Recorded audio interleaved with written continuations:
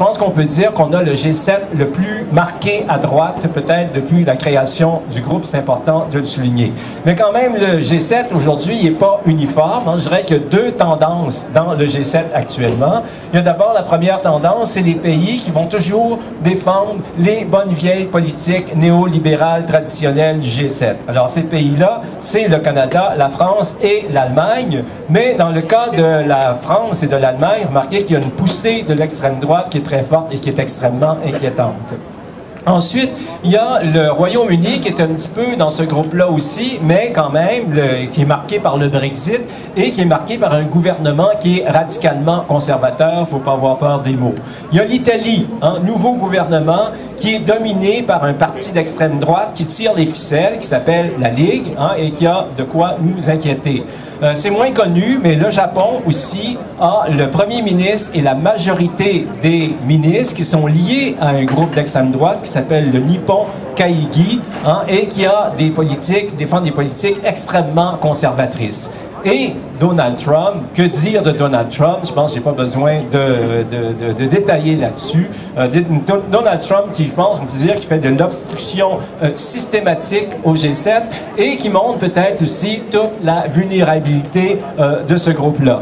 Et pendant ce temps-là, on a le Canada. Hein, le Canada qui, selon l'obsession de Justin Trudeau, veut lancer un ordre du jour progressiste, entre guillemets. Je tiens beaucoup sur les guillemets. Donc, un ordre du jour progressiste qui va être difficile à passer pour deux raisons. Première raison, à cause des tendances des autres gouvernements dont je vous ai parlé, mais surtout par le fait que le Canada est en contradiction avec ce qu'il avance. Par exemple, on parle de changement climatique et d'énergie propre. Hein? Ça, c'est à l'ordre du jour. Alors qu'on va acheter, par exemple, l'oléoduc de Kinder Morgan. Méchante contradiction. Ensuite, on parle de croissance qui profite à tous. Alors que le gouvernement, notre gouvernement, gouverne d'une manière très claire et très évidente pour les élites financières. On le voit à la suite de plusieurs décisions qui ont été prises par ce gouvernement-là. On parle de construire un monde pacifique et sûr, et ça c'est particulièrement ironique, hein, avec des milliers de policiers armés jusqu'aux dents qui nous encadrent. C'est ça le monde pacifique et sûr que veut M. Justin Trudeau, une république policière? Enfin, je pense que c'est pas ça qu'on veut, nous.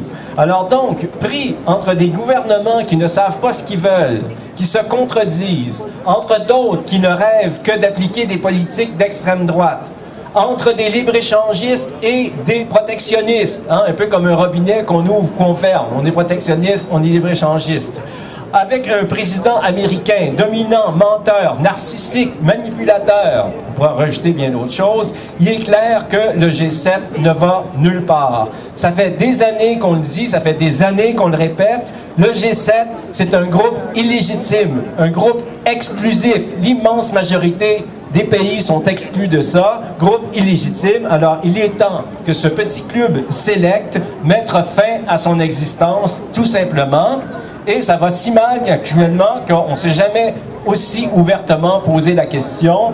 Donc, il est temps que ce groupe mette fin à son existence. C'est la meilleure décision qu'il pourrait prendre. Merci.